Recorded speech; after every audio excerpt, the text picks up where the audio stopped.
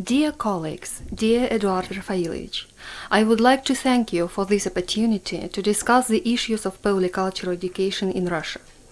To find solution to these urgent problems is crucial not only for this country, but by the highest standard for the whole world order. Polyculturalism is perceived differently throughout the world, which became evident when several heads of state, Germany, UK, France, expressed doubts about the success of multicultural policies. The development and formation of polycultural society is impossible without substantial investments, including those of humanitarian nature. Research projects, psychological and pedagogical comprehension, and substantiation of polycultural ideas are required. Some people, however, have chosen to recognize that a polyculturalism is a chimera, an ideal which cannot be realized. Of course, it is much easier to take a different course of world development, such as globalization, which is the shortest way of eliminating languages and cultures, all the diversity and richness of our world. It is not without reason that globalization is associated with Americanization, when neither tolerance nor respect for other cultures is expected, for few will survive, and even then in a deformed shape. We do not agree to such a prospect. We must no longer watch indifferently the opposition between globalization and multiculturalism.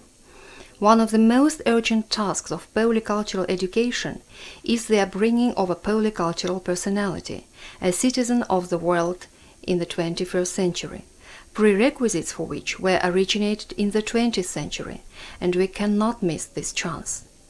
In our opinion, the main instrument of anti-globalization is intercultural communication. According to Irina Kaleva, intercultural communication is a speech interaction between people who speak different languages and belong to different cultures and are aware of their otherness. This allows us to express our opinion on two aspects. The concept of multicultural communication is so appealing that experts in different areas of knowledge are tempted to use it in an appropriate context. So it seems wrong to apply it to the problems of interethnic relations between peoples of the Russian Federation. My arguments are the following. The communication between representatives of different ethnicities occurs in Russian, which is the official language and spoken by all the citizens of the Russian Federation. Participants of communication are bearers of different ethnic cultures, representing the common nation and its interests. Participants of communication live in a single sociocultural environment which serves as an integrating factor and excludes otherness. All ethnicities in the Russian Federation are representatives of a single integrated Russian culture.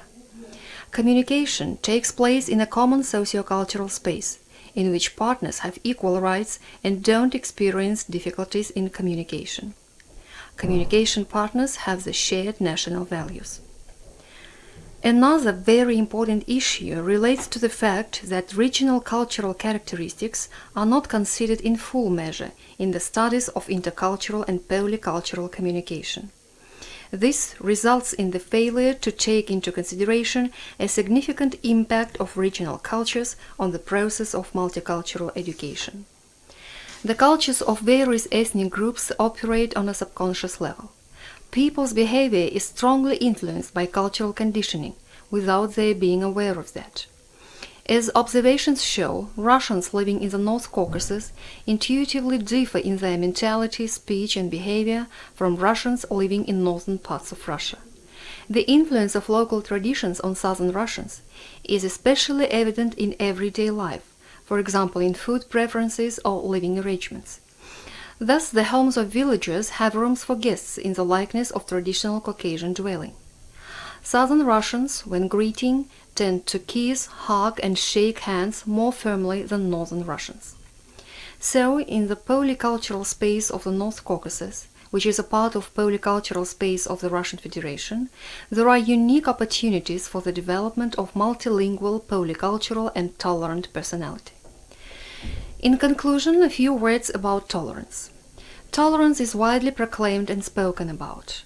However, it often sounds as if the authors give a sort of advice to other people, but themselves don't follow it. Tolerance is a complicated concept, which in case of juggling and manipulating with it can have a detrimental effect rather than a positive one. Don't do what I do what I tell you to do.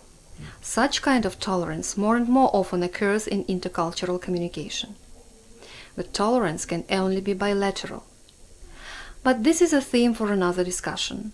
Thank you for the pleasure of participating in professional intercourse.